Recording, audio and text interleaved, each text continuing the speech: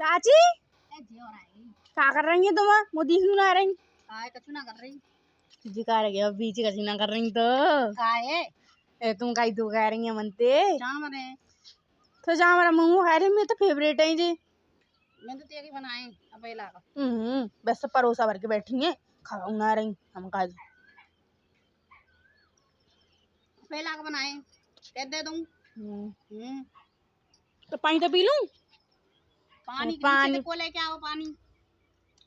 अच्छा कछु मत दियो हम खाता तुम।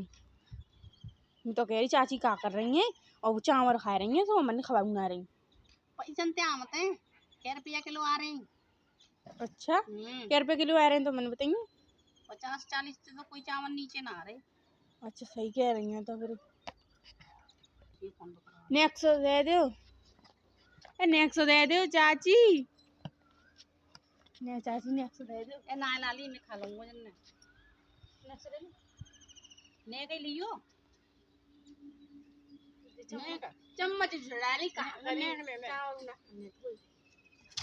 ने ले ले बस से या छोरा ये छोरा कौन को आएगो है ले या तो खबारी ना आपको आ खाए रही है ले चावल खा ले देखिए वो कहाँ है।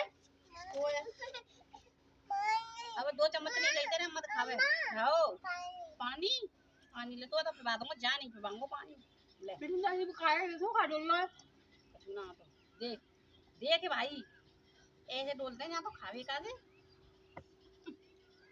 खाने तो मत तुम्हें खाओ जिन्हें बेच जाओ